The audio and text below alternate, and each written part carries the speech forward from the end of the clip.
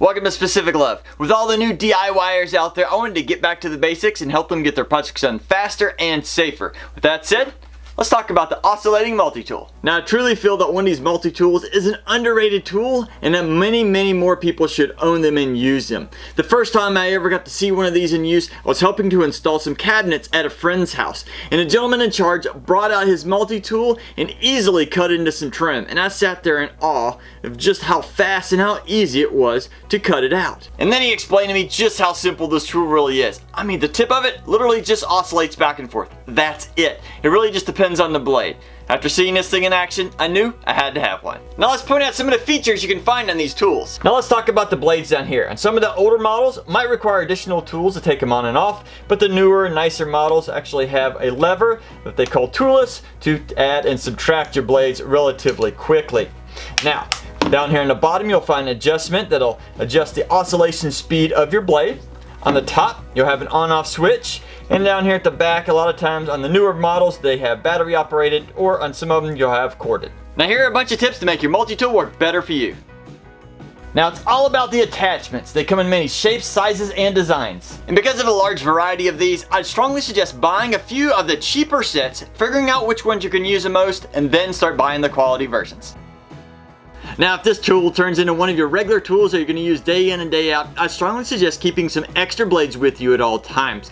Even the better quality blades will have a tendency to wear out if you use them a lot. So just keep some extra blades with you to be safe. Now, most of the blades you'll find for this tool are made for wood or plastic or drywall. If by chance you need to cut metal, make sure you get the ones that say bi-metal. It's a different type of blade.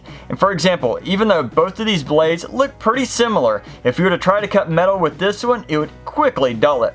But this one should be able to cut through it. Now, it doesn't matter if you have wood cutting blades or metal cutting blades. Heat kills these things. So when possible, try and focus whatever you're cutting across the full width of the teeth. In other words, if you have just a nail you're trying to cut, try and move the teeth back and forth a little bit so it doesn't focus all that cutting on just a couple of the teeth of your blade. So remember, heat kills these things. Try and use the full surface. Now, sometimes people will ask, which blade is better, the round one or the straight one? Which one is better? Well, that's kind of a hard question to answer because each of these blades have a very distinctive use. This round one is great for long cuts, let's say in drywall. You need to cut out a section of drywall that's a couple feet long. This one will be a lot easier to use just because of the way it's designed. Now, let's say you're trying to get in a really tight area. Well, this one will actually be better for it. So which one is better? I would say they're probably equally as good. Which one of these would you probably use the most? That's a better question. And that would probably be this one. Now, anytime you need to cut something round, maybe like copper pipe or some PVC or even a wooden dowel, try and use the blades that are a little bit extra wide at the front. If you're using something narrow, just remember, because this is round, it's going to easily try and jump off of the side here. But if you're using it, it's a little wider on a type of blade, it'll allow you to keep it on there a little bit easier and make that cut a little bit faster. Now, a common question is, how do I know if the blade is dull? Well, a couple ways to look at it is, it depends on how hard you're having to push in to make the cut. Remember, because of the way this oscillates, it should not take a lot of pressure to cut into your wood. Now, of course, sometimes if you've hit a nail or something along those lines, you may have to provide a little bit extra pressure, but you should not be trying to push really hard. Another way is if you're using to cut it and you hear the motor starting to bog down a little bit. In those two cases, this blade is most likely dull. It may not even look like it's dull, but if it's taking forever to cut, then change out the blades. Now, sometimes when we're cutting in a corner, for example on this door frame here, let's say we needed to cut behind the door frame, but I didn't want to scratch up this wall. A great way to protect the wall is maybe to get a thin piece of sheet metal or maybe a thin piece of plastic, or if we absolutely have to, a thin piece of cardboard. Even if this cardboard will not last very long, it should provide enough protection when we go in here to make the cut that we can get all the way behind this door frame without scratching this wall. Now, keep in mind when you're buying blades that sometimes, specifically on older models, they're not all a universal fit. There might be certain ones that don't exactly fit on others. In those cases, there are adapters that you can buy. So always keep that in mind. If something doesn't fit, look for an adapter, and that'll allow you to attach certain blades that wouldn't normally fit on there. So, is the oscillating tool just about cutting? actually not. There's a bunch of accessories that can go with it. For example, this right here is a sanding pad. If you notice, it's kind of triangle shaped because this right here is good for getting in corners. For example, let's say you're trying to sand off all the old paint off an old chair so you can go in and refinish it. This right here will be great. Just depending on the type of sandpaper you need, you can attach it right there and allow you to get right up in those corners and hopefully get all that paint removed easily. Now here's a tip about the sanding pads. You can go out and buy all the specialty size little sanding pads for this, but here's a great way to save a little bit of money. Now this setup uses a very similar setup called hook and loop that you might find on your random orbital sander.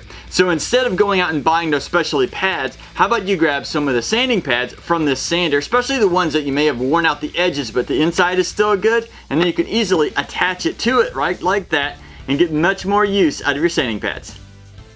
Now let's say you're doing a bunch of remodeling and you get putty and you get glue stuck to your floor. Well, you got to get that up before you put down the flooring. Here's a great way to do that. This right here is called a scraper. It's an attachment for your tool that'll allow you to get down and get under that glued adhesive and pop it up relatively easily. So whenever you're doing remodeling, always get some scrapers.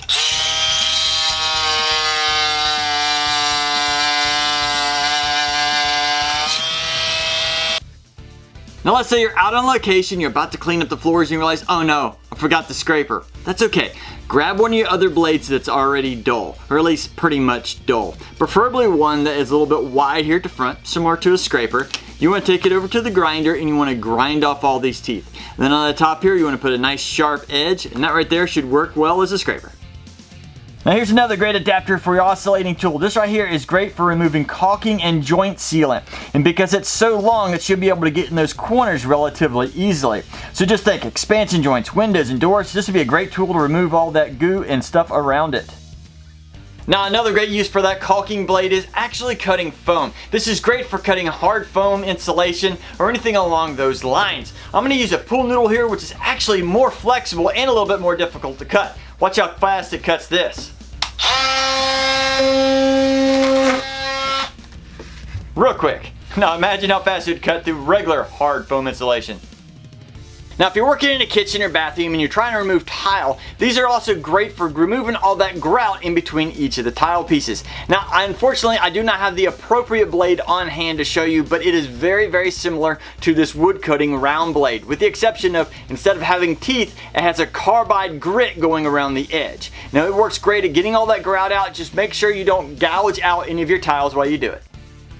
Now here's a cool little feature to look out for when you're buying blades. If you notice, these actually have little measurements on both sides. Now this right here is in inches and this is in metric, so whichever you prefer, it's easy to see. Now some blades have these and some blades do not. But also keep in mind, this right here is painted on, and after you use this blade a few times, there's a good chance that you won't be able to see these relatively easily. But overall, if you're starting out, you can get a nice good measurement to know exactly how deep you are plunging it in. Now if you're ever trying to remove carpet or vinyl from a house, it can be challenging, especially sometimes when you have to cut it in the middle or make long strips for it so you can easily haul it off. And in those cases, you'll sometimes use a hook knife like this, which will go into a utility knife, and you use it to cut the carpet into pieces, but that still can be challenging. Now I've actually seen a few people take some of these hook blades and just install them directly into their multi-tool.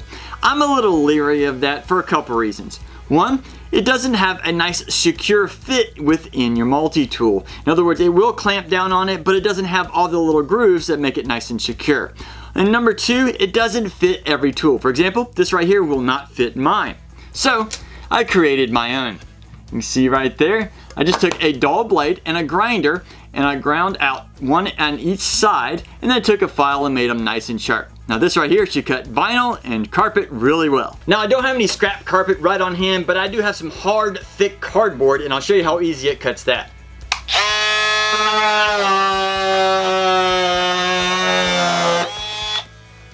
That should make easy work of your carpet and vinyl.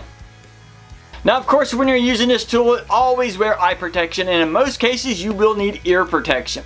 Now I've also noticed when I'm using this tool, it doesn't necessarily kick up a lot of dust. But a lot of times when you're using it, you're cutting materials maybe like paint or maybe into insulation by accident, or you're cutting metals and you don't know what kind of toxins you're releasing into the air. So I would strongly suggest wearing some type of breathing mask as well.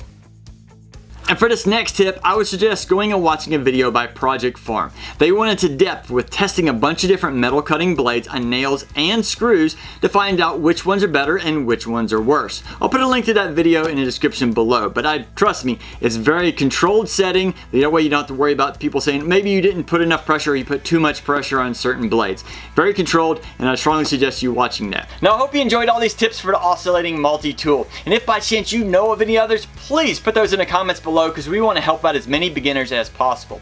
Now right over here, I'm going to have a playlist of a bunch of other tools and tips to help with those as well. Otherwise, get out in your shop and have fun building. Wanna be? Wow. And then, what is it, the caulking tool?